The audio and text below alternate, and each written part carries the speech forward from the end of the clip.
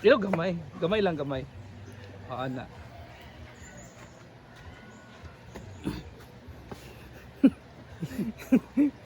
What ay mga shurikat ano sa itong So hello everyone! So ngayon, ang vlog natin for today ay kilalanin natin si Paloma Loma Vlog. O, diba? So siya yung guest natin kasi ang dami talagang curious sa'yo kung sino ka ba talaga.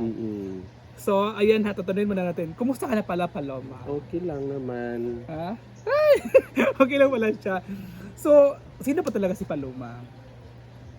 Si Paloma ay Si Paloma talaga ay ano lang, simpleng tao at very humble talaga at matulungin din sa kapwa. So ano yung ano mo, yung totoong pangalan mo? Ay yung real name ko is Judel Dalu. Jodel Dalo, G na jar, Judel, Judel. then space Dalo. So yun yung Facebook account mo, Jodel Dalo. Yes po, yung personal na account ko. So bakit Paloma Loma Vlog ang ano sa'yo? Sino nag-ano ng Paloma Loma Vlog? Sino nag-encourage sa'yo na gagawa ng content or gagawa dito sa social media na Paloma Loma Vlog?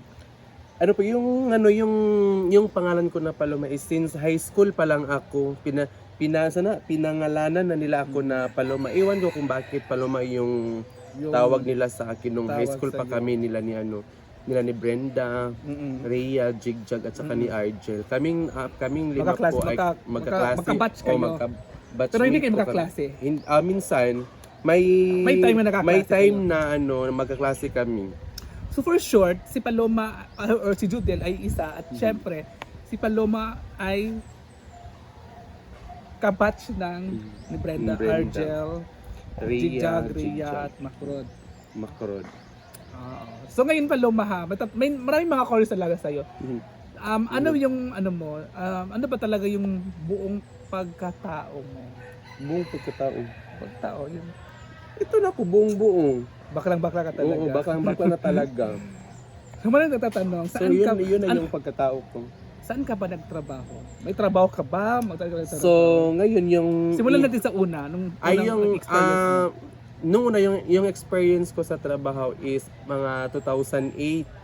So nagtrabaho ako sa dressing plant sa San Miguel Foods Incorporated sa Taguluan. Sa Taguluan. So nagtrabaho ako 1 year. Oo, sa pangalawa, nagtrabaho ako sa nag-SM na rin ako sa pangalawa. sa pangalawa. Yung isa, di ba, panglalaki yung buhok? hindi pa yung pero sa Save More pa ako yung mga supermarket pero SM din yun. Kasi dito sa Cagayan is may 3 branch ng Save More. Yung Save More Capistrano, Save More Kauswagan at saka Save More Agora. So tatlong branch. So nag-start ako sa Save More Capistrano is 2011. Tapos, As a promo. Promodizer? Dicer ka? Promo bo. Promo po. Tapos ngayon, ano yung pinagkakabalhan mo? Saan ka nagtatrabaho ngayon? Then sa pagkatapos ko ng 3 branch, 1 year lang kasi yung contract namin every branch. So pagkatapos, lumipat ako sa another branch, sa Kauswagan. So another 1 year. So pagkatapos ng isang taon, so na-transfer na rin ako sa isa pang branch sa Agora. So pagkatapos ng Save More Agora, kasi isang taon lang, so transfer ako sa Pure Gold, tindahan ni Along Puring. So dami mo na talaga. Pure Gold Price Club Incorporated. So ngayon, saan ka nagtatrabaho ngayon? Sa isa pa. Then pagkatapos ko pagkatapos ko mag Pure Gold, so naglimkit kay din ako, guys. Limkit kay din ako.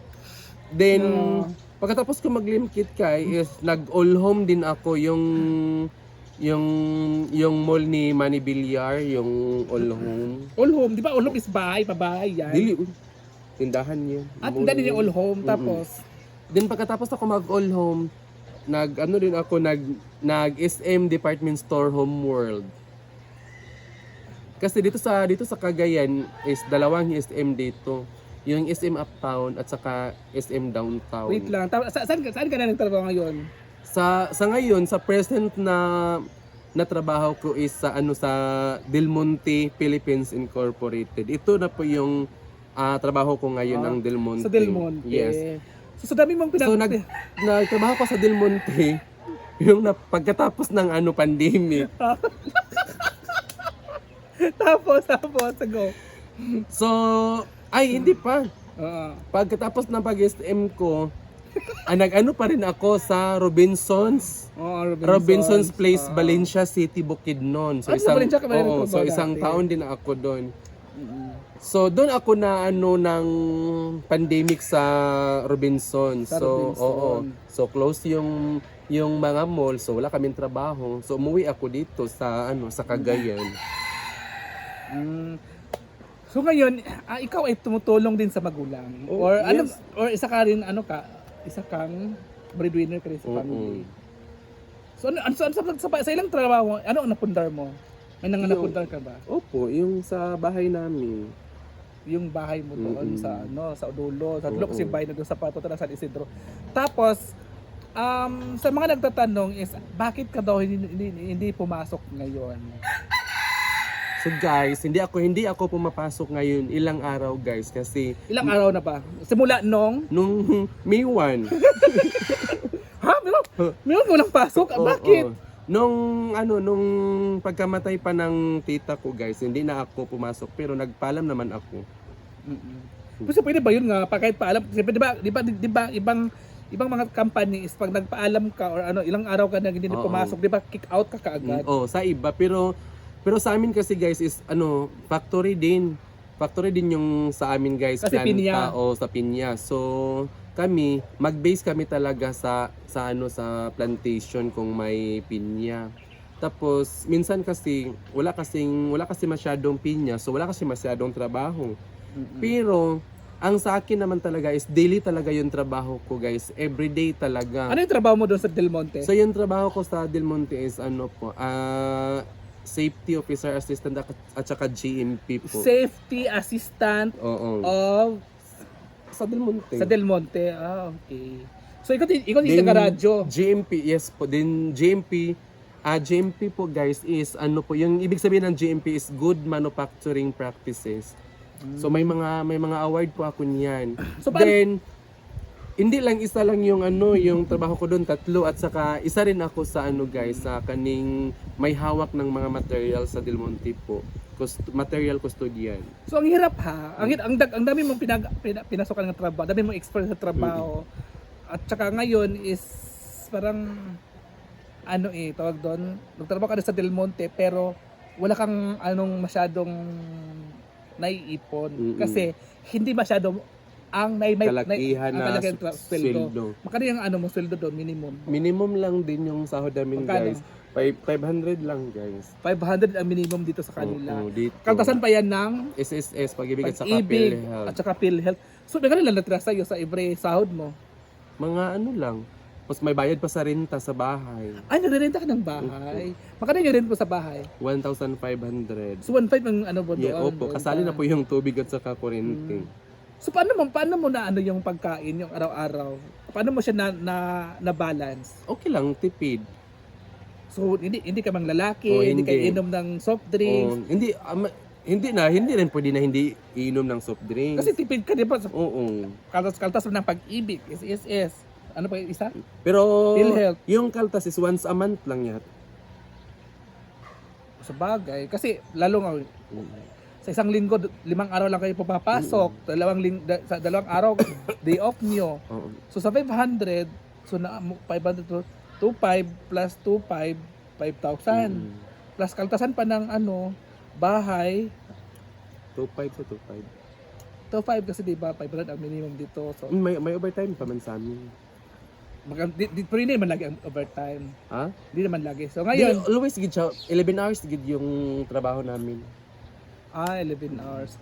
So at least, para nababalance pala yung So bakit hindi ka talaga pumasok?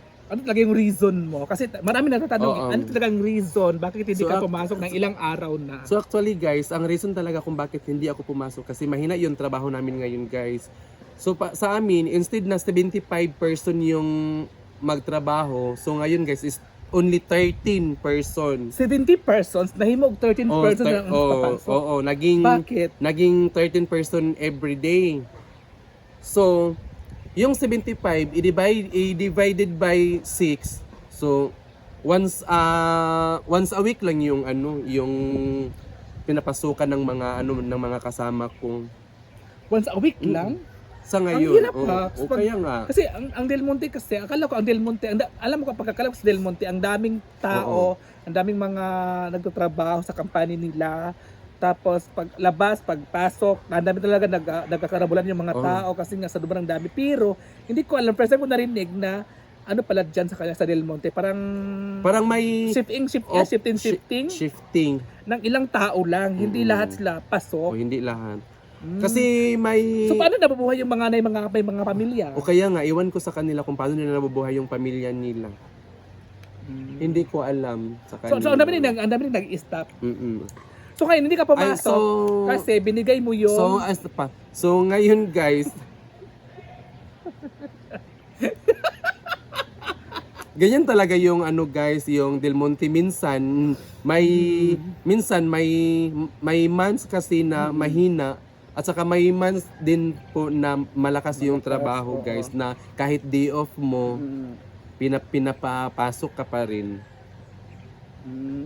So kami alam na namin guys kung anong months yung mahina na trabaho sa amin guys. Kasi tagal ka na doon. Ilang taon ka na magtrabaho sa Del Monte? Mag 6 years na po ako. 16 years? 6 years. 6 years na ka na pala, so matagal na. So, di ba may pinento ka sa akin kanina na kaya hindi ka pumasok kasi nag-request yung kasama mo na may pamilya na sana sila lang muna yung papasok kasi hindi nila mabubuhay yung pamilya nila sa isang linggo, isang araw lang yung duty mo. So kaya ang nangyari is nagpaubaya ka. Yes. Give chance to others. Bakit nagpaubaya? Kasi pamilya ka naman. Kasi nagpaubaya po kasi ako pwede naman ako makahanap ng sideline kagaya dito ako libre na lahat pagkain sa hinaguan dito sa hinaguan. So kung marunong ka lang magtumulong sa mga gawain dito sa farm, so mabubuhay ka. At least ang importante natin is yung pagkain talaga. So paano yung mo kasi mag-isang buwan ka na rin hindi pumasok. Paano yung bahay mo doon? 16 days na ngayon, 16 days na pumasok. Paano yung bahay at bill mo doon na nirintahan mo? Kaya nga hindi pa ako nakabayad ng bahay. Dalawang na po guys, dalawang bayaran na po guys. So 1.5. So 3,000. So long buwan ka rin nakabayad. Bakit?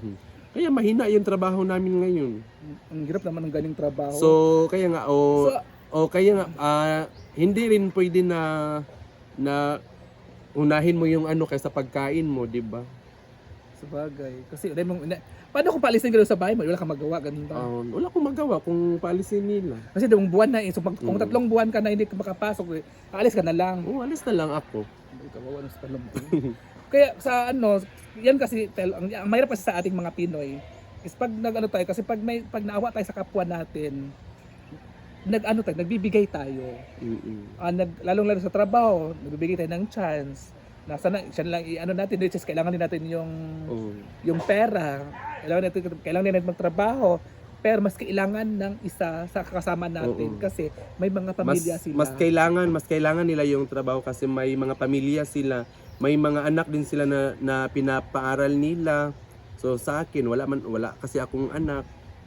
So yung parents ko lang ang meron ako. So minsan nagbigay ako sa kanila. Ang bait pala ni Paloma. So ngayon wala akong mabigay kasi pagbayad ko pala BFF no? Yes. Kasi nagbibigay ka talaga sa kapwa mo. Lalo na yung may pamilya na which is kailangan mo naman kasi may bayaran kang bill. Kunti lang yung sahod. Tapos may magbibigay ka sa magulang mo. Di ba? Lalo na, paano kung makaalis ka doon? Okay lang din, wala ka okay lang. magawa. Pwede naman ako dito sa farm. So, pwede lang ka dito sa farm. Pero kung Ang hirap. pero kung dito mahirap kasi two rides kasi so malaki yung gastos sa pamasahe. So unless kung doon ako nagre-rent so walking distance lang po sa pinagtrabahuan ko yung Oo. bahay. So ayan lang mga ma'am siya. So narinig natin ano ni Paloma, hindi siya pumasok kasi binigay ni yung Slot yung ko. slot niya doon sa mas disturb sa nangangailangan sa kanya kasi yung binigay ng slot, nag-chat daw sa kanya na kung pwede siya daw muna siya pa daw muna kasi yung anak ng na ano niya is baka may mga something hindi na nagsabi sa kanya kasi nga manaya din sa kanya mag-obliga. So si Paloma ay nag-give na lang nag-give na lang siya doon para makapasok yung kanyang kasama at may papasok na income. So ikaw, wala kang sasahoy ng isang buwan ngayon. Wala. Kawawa naman. Pero Okay lang sa'yo, para wala sa kang akin sahod. balag sana unsay Tagalog sa balag. Kahit wala. Kahit wala akong sasahurin ngayong guys, importante makabayad lang ako, mabayaran ko lang yung bahay ko. Ayun, Wala nang problema sa ang akin. problema mo is bahay lang talaga. Bahay lang talaga yung problema ko. Kasi wala kang hindi ka pumasok. Kasi wala akong sahod. wala kang sahod ngayon. Isa pa guys, hindi pa rin ako nakasahod sa Facebook guys. So alam ha yan ha, tinatanong niyo ha. Narinig niyo yung side ni Paloma na hindi siya nagtrabaho kasi nagpaubaya siya, which So, is kailangan din yan. So sa mga nagtatanong dyan kung bakit hindi pa ako pumasok, nasagot ko na lahat yung mga yung mga Oo. tanong nyo kung bakit hindi ako pumasok. Wow. So good luck sa iyo Paloma. At thank you kasi pinag mo ako sa question and answer ngayon. Miss Q&A. Miss Q&A, so sana makapasok ka na ulit ng trabaho mo. Kasi ang hirap talaga pag walang trabaho. Kasi dati ganyan akong trabaho din ako dati pero wala kanang kahit mahirap yung trabaho ko dati pero tinitiis ko na lang. Kahit 250 lang yung araw ko dati, tinitiis ko So talaga. ano siguro ba kaning sa tawag kaning mabuti siguro akong tao dahil yung pinagtrabahoan ko dati is palagi akong tinatawagan, palagi akong sa tawag kanang Sinechat, sinachat nila na nababalik na ako. which is mga manager yun sila. Mga manager yun. Supervisor, manager. So ayun. So good luck. Sa tingin sa ni Paloma ang Paloma Vlogs or Judel Dalo. Sa mga So ayun, thank you so much and galing. Thank you so much sa iyo Judel. God bless. Bye. Thank you BFF, Happy Oyong TV. Yeah. For giving me a chance to answer all questions.